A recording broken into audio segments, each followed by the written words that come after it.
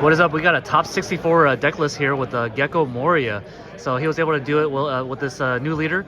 What is your name, by the way? My name is Yahya. I'm a local player from Los Angeles. I play at DXM Provisions. There you go. Shout out to them. Yeah. What were your matchups throughout the whole day while you were playing? Today I played against mostly Sakazuki, but I played Yamato, Sakazuki, Whitebeard, Katakuri, Moria, Katakuri, Saka, Yamato. It looks like you have a good matchup spread. Yeah, the only losses were the first round to Yamato and the fourth round to Whitebeard. Okay, so only X2 and you were able to make top 64. Yes. Awesome. How do you feel right now before we continue? I feel good. This is the first time I've topped. I've been hard stuck 128, so I'm happy to finally break the curse. Yes, it looks like you're improving as a player. Yeah, exactly. That's true. And you like this meta? I do. I think it's really healthy, and I think if anyone wants to play, I think now's the best time. Okay, cool. All right, let's check out the deck profile. Sure. So it's pretty fairly standard, but we'll get started with some of the one costs. So we'll start off with Force Sindri. So this is, I think, one of the best cards in the deck. It's a 2K. It's your opener. It gets you going. It gets stuff in the trash. So you can use Moria's leader ability.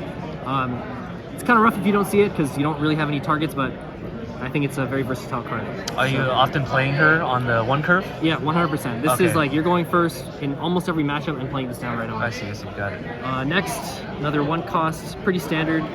We got 4 Tashigi. Oh, sorry, 4 Tsuru. Tsuru, yeah, everyone confused. My fault. Yeah. This saves me. I think this saved me in a couple matches where I didn't have Moria. The one downside compared to Sakazuki is you don't have the built-in -1. So sometimes you need a Tsuru, like Ice Age Tsuru, to remove something because you might have, milled a Great Eruption off of this or something. So pretty good card in a lot of matchups. So cost reduction, got it. Exactly, and a 2K. It saves me a lot of times with a 2K. Next we have 2 Helmeppo. Some people run 1. I'm running 2. And it could be an argument to run 3, but this is really good off of a Moria character. You go Moria character, Helmeppo, and Lucci or Absalom. And something I learned today, off Moria leader ability, it's best to keep this one as active and rest the bigger body, Lucci or Absalom, because they're going to invest more Dawn swinging into the bigger body than this.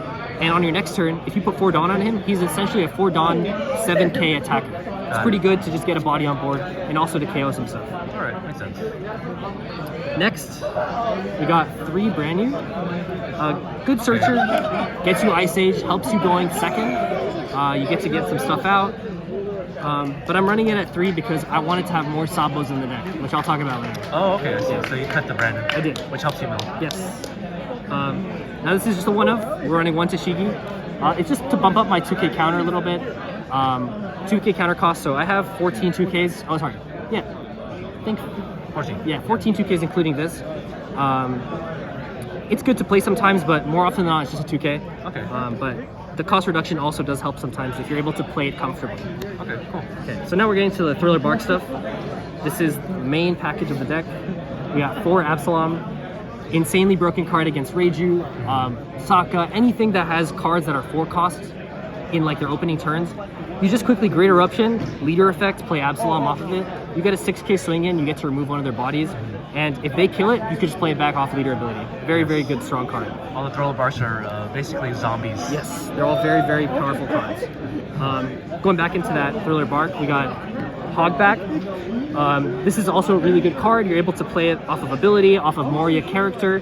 You get yourself back at 2k. If you don't have Moria in hand early in the game, you're able to get Moria into hand from trash.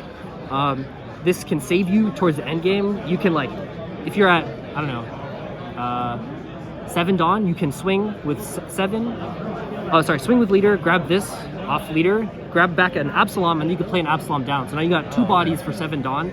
2 4-cost bodies, 7 Dawn. It's pretty good. Yeah, it does. Next, we have 4 Perona.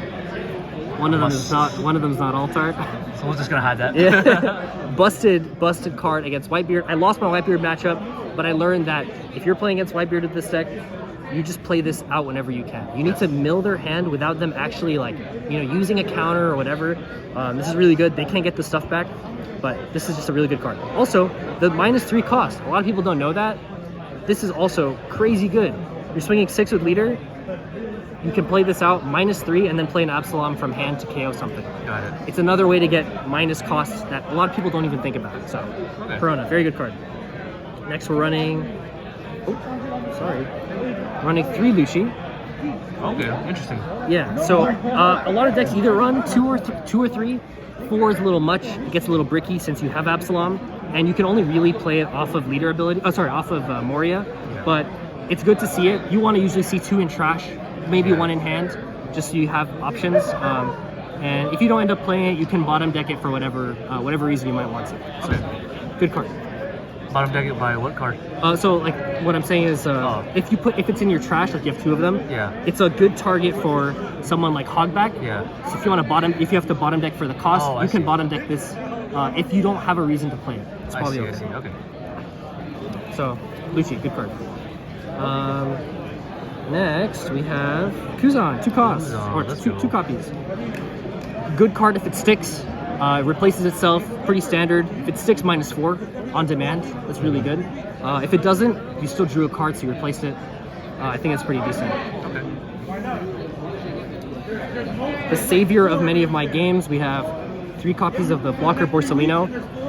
There's a lot of situations, I think, with this deck where you have 4 Dawn left over because your leader ability, especially since you're going first.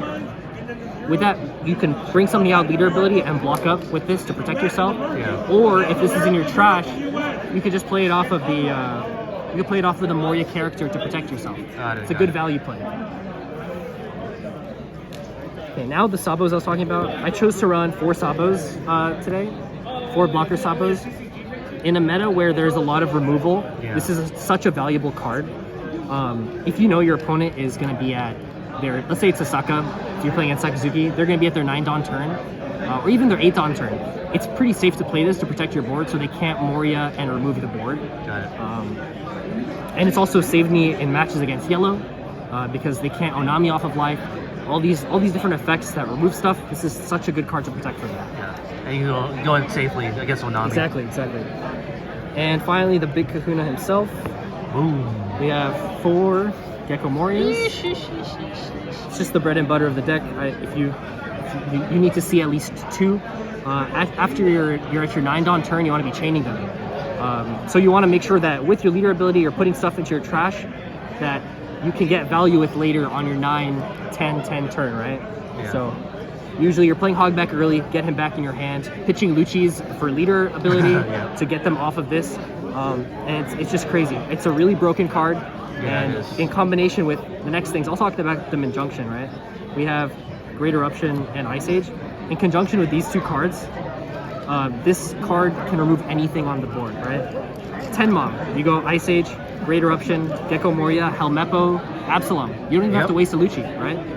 So, just really good. About the Ice Age, I know a lot of people run 3 or 2, but I opted to run 4 because it's just crazy. It's a crazy good card. A lot of uncounterable in your deck.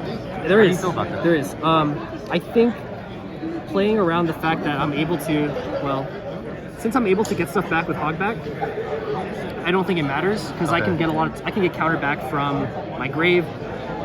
Also, the fact that I'm playing a lot of blockers. I think it's pretty good to protect yourself throughout the games.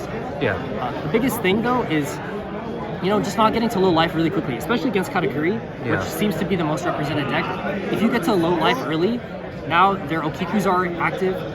They can 7 Mom, and you have to really think about what you want to do. 10 Mom is so scary. If you're at 2 life and they go 7, 10, 10, it's over for you, right? Yeah, it is. So I think countering early is good because you can get the stuff back too. So that's why I'm also running that extra 2K, just for that safety. Yeah, you have 14 for a reason. Yeah, exactly. So. All right, well, it was a pleasure having a deck profile with Gecko Moria, and you were really in depth with some of the combos. Thank you. So that would definitely help out the viewers here that are going to be watching at home. All right, I'll see you on the next one. Thank you, and I'll see you. Bye. Take care.